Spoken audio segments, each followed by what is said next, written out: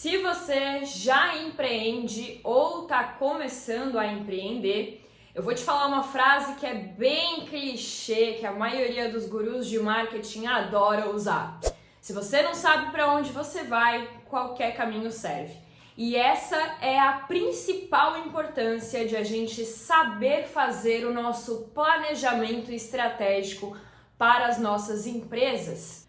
E quando a gente não sabe o que nós queremos conquistar através da nossa empresa, realmente a gente fica sem direção e acaba tomando decisões erradas e acaba sobrevivendo e não de fato tendo um negócio que gera lucro e que gera resultados.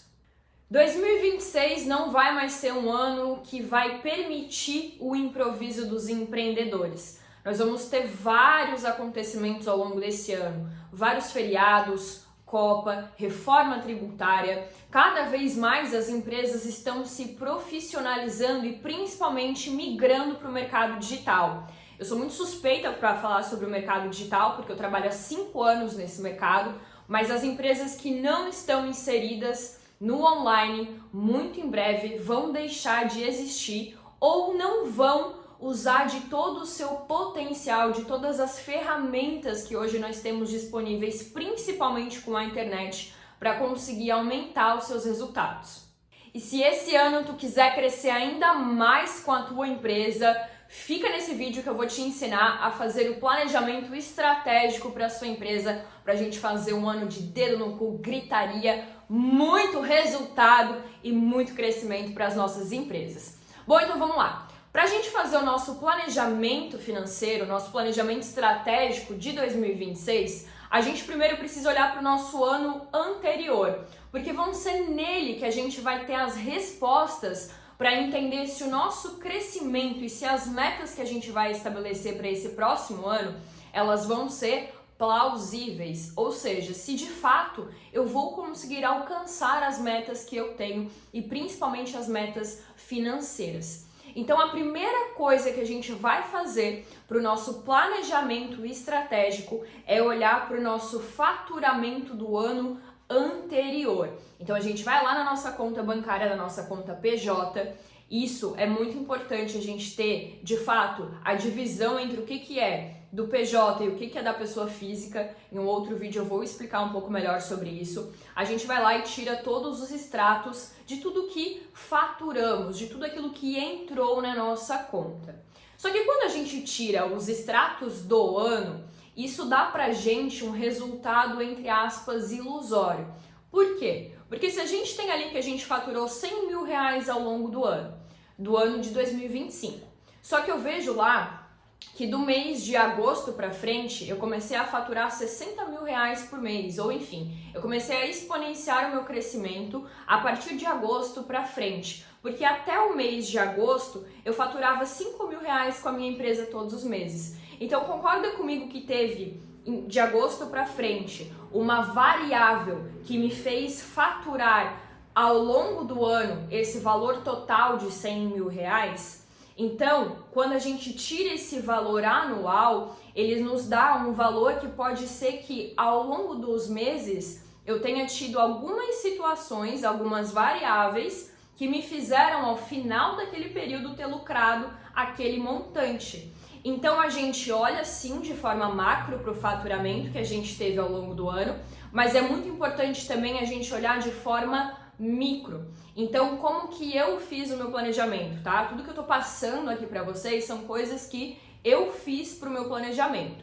Eu fui lá, tirei o valor do ano todo, mas também tirei os extratos mensais para que eu conseguisse olhar mês a mês de forma micro quais foram os meus picos e as minhas quedas de faturamento ao longo do ano passado. Isso vai conseguir com que eu tenha clareza das ações que eu fiz ao longo de cada mês, né? Ou das variáveis, por exemplo, saída de cliente, ao longo de cada mês eu consigo identificar padrões, por exemplo, fevereiro foi um mês que saíram muitos clientes, então eu já preciso olhar para fevereiro desse ano e entender se isso vai se repetir, porque isso pode se repetir. Ou então, em agosto eu tive um pico de crescimento porque eu fiz parcerias estratégicas com os meus clientes. Opa, então isso eu posso aproveitar não somente em agosto desse ano, mas ao longo de todos os meses, para que eu consiga aumentar gradualmente o meu faturamento ao longo de 2026. E a partir disso, eu consigo entender aonde eu quero chegar com a minha empresa em dezembro de 2026. Só que eu posso colocar que eu quero chegar em dezembro de 2026 com um faturamento de 1 milhão, sendo que no ano anterior eu não faturei nem 500 mil. Então isso fica irreal, ou seja, eu preciso olhar para os resultados que eu tive no ano anterior para conseguir entender até onde eu consigo chegar de resultados no próximo ano. E quando a gente tira esses extratos mensais, a gente consegue identificar geralmente duas coisas. Ou a gente vai ter picos de crescimento e em certos momentos o nosso gráfico ele se mantém estável, ou a gente tem quedas e aumentos mais ou menos ali recorrentes, né? Ou seja, o crescimento da minha empresa dependeu de fatores externos para que ele crescesse. O que são esses fatores externos? Quais que foram esses fatores externos? Houve meses em que houve mais saídas? Houve alguma questão sazonal de mercado? Houve alguma parceria estratégica que eu fiz quando houveram crescimentos na minha empresa, esses picos de crescimento? O que aconteceu ao longo dos meses que impactou diretamente no meu faturamento dos meses anteriores, dos meses do ano anterior? E aí a gente começa a entender uma lógica por trás desse gráfico. Ou seja, se eu tivesse feito mais disso, eu poderia ter alcançado um resultado maior, ou se eu tivesse me organizado mais e previsto que uma época de Natal, de festa junina, eu poderia ter feito alguma ação na minha loja para vender mais, eu poderia ter me preparado melhor, porque nem tudo aqui é sobre fatores externos, é sobre o que nós fizemos e também sobre aquilo que nós deixamos de fazer na nossa empresa. E aí, o que a gente fez de acertos na nossa empresa no ano anterior que fizeram com que a nossa empresa crescesse? E, gente, aqui é muito importante a gente não ficar com essas ideias só na nossa cabeça. É importante a gente, de fato, trazer isso para um papel, para uma planilha, para um documento, onde a gente consiga visualizar isso com clareza. Muita gente faz o planejamento estratégico, ou enfim, apenas na cabeça, fica apenas no mundo das ideias. E quando a gente coloca isso no papel, além da gente visualizar com mais clareza, a gente consegue traçar um planejamento, um plano de ação, com começo, meio e fim, para que a gente consiga atingir aquele determinado objetivo. Então, quais que foram os meus acertos estratégicos na minha empresa? Quais melhorias eu fiz no meu produto ou no meu serviço? Quais mudanças eu fiz no meu posicionamento? Quais ações de marketing eu fiz que tiveram um bom resultado? O que eu mudei na organização da minha empresa que gerou um ambiente melhor para os meus colaboradores trabalharem e assim a gente ter uma produtividade maior? Quais que foram os acertos que eu tive de questões estratégicas da minha empresa? E depois os acertos operacionais. O que eu melhorei na minha organização, na minha comunicação interna? Quais que foram os processos que facilitaram o trabalho do meu time, a logística da minha empresa de entrega? O que eu fiz na operação da minha empresa que eu acertei? Depois, quais que foram os acertos financeiros da minha empresa? Quais foram os custos que eu reduzi ou que eu adquiri que fizeram a minha empresa crescer mais? Quais foram os investimentos que valeram a pena na minha empresa? Seja em pessoas, seja em marketing, seja em novos produtos, seja em qualquer coisa. Quais que foram as decisões que melhoraram a minha margem? Tudo isso precisa ser potencializado para esse próximo ano. Então, quando eu olho para o ano anterior e eu entendo que eu acertei nessas 3 esferas, ou seja, a esfera estratégica, operacional e de custos, eu consigo potencializar isso para o próximo ano. E aqui vem uma parte que muita gente evita olhar, mas é aqui onde de fato a gente separa as empresas maduras das empresas amadoras, dos gestores amadores e dos gestores que são realmente maduros e olham o olhar e olham o olhar, não, e olham a empresa com um olhar realmente crítico, que são os erros. Dentro dessas três mesmas esferas, operacional, financeira e estratégica, quais foram os meus erros ao longo de 2025? E se você não mapeia os seus erros, você vai escalar errado. E provavelmente, se você não sabe aonde que você errou no ano anterior, quanto mais você cresce, mais probabilidade você tem de às vezes quebrar, de ter uma margem menor do que poderia estar tendo, de ter uma operação às vezes enfada, com os seus colaboradores tendo ruídos de comunicação, ruídos de organização no método, na forma de trabalhar, e acaba perdendo cliente, energia e dinheiro nesse processo. E aí, para cada erro que for mapeado, a gente tem que entender onde que foi que eu errei, o que eu fiz de errado, o que eu poderia ter feito de diferente para evitar esse erro e como que eu vou evitar que isso aconteça de novo. E aqui entra um pulo do gato. Todos esses erros eu preciso transformar eles em processos, ou seja, eu tenho um erro no comercial da minha empresa. Eu não consigo ter um bom time comercial. Isso foi um dos erros que eu cometi no ano anterior. Eu não consegui escalar essa parte da minha empresa, eu não consegui ter ninguém para tocar essa parte da minha empresa.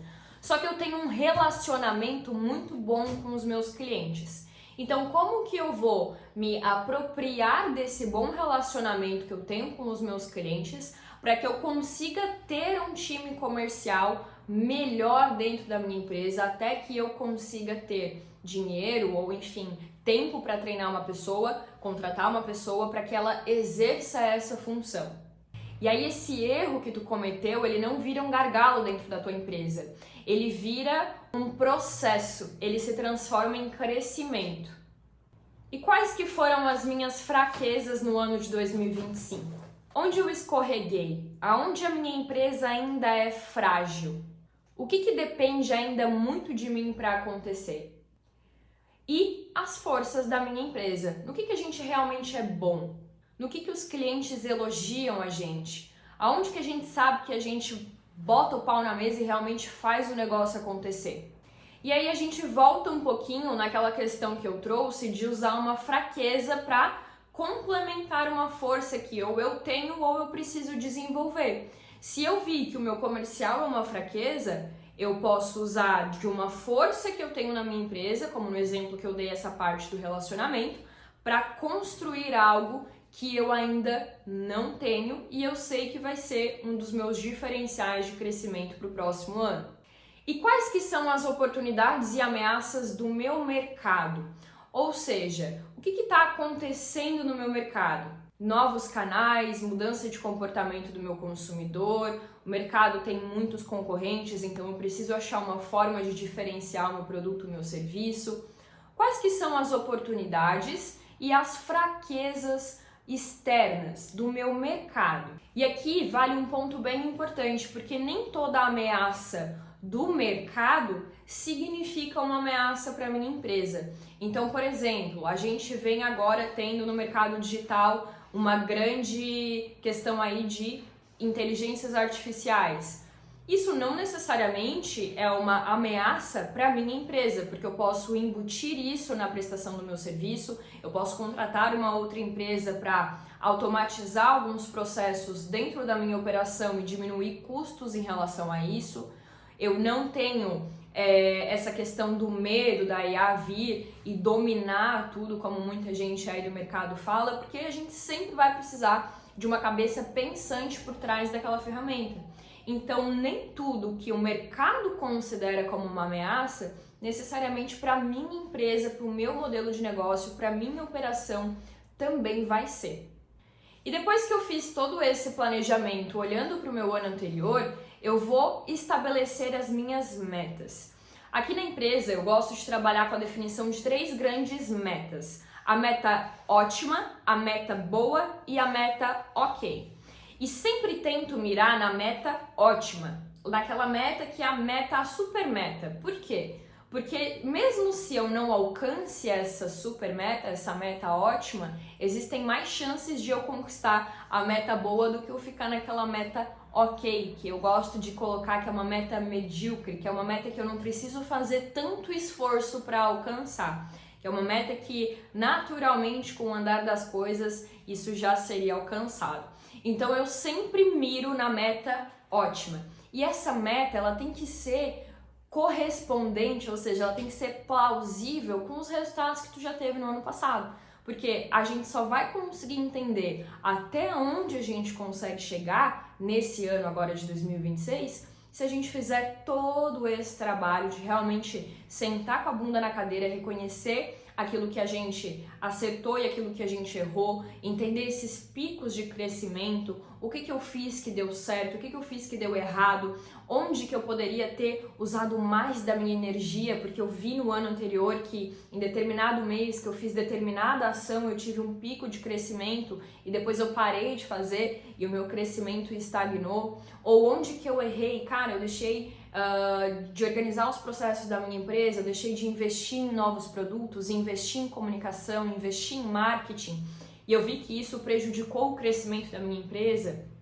Então tudo isso tem que ser mapeado, colocado no papel e ser definido em um plano de ação mensal para o ano de 2026, para que a gente consiga atingir essa nossa meta, que a gente tem essa clareza, essa visualização de onde a gente quer chegar lá em dezembro de 2026 com a nossa empresa. E fazendo planejamentos. Então, em janeiro de 2026 eu tenho que fazer XYZ para que em fevereiro eu consiga dar o passo A, B e C, e em março chegar nesse resultado. E depois em março eu preciso fazer XYZ para que em abril eu chegue em X resultado e consiga dar o passo tal para o crescimento da minha empresa. E se eu não atingir esse resultado, o que eu vou fazer diante disso? Eu vou esperar? Eu vou investir em outra coisa? Então eu preciso mapear os cenários e ser muito estratégico, olhar para a situação e entender, bom, eu tenho esse caminho aqui para seguir, agora como que eu vou fazer para atingir essa meta? E planejamento estratégico não é sobre prever o futuro, é sobre a gente ter clareza e conseguir tomar decisões melhores para o crescimento da nossa empresa. Se tu assistiu esse vídeo até o final, eu te convido a me seguir aqui no YouTube, a me seguir também no Instagram. Meu nome é Júlia Oliveira, eu tenho uma empresa de marketing há 5 anos no mercado digital, empreendo aí há mais de 6 anos, então tenho uma vasta experiência dentro dessa área comercial, da área de marketing, da área de planejamentos para empresas, e te convido a me acompanhar nas redes sociais, se inscrever aqui no canal, porque toda semana a gente vai ter conteúdos muito legais sobre empreendedorismo e sobre marketing digital para empreendedores.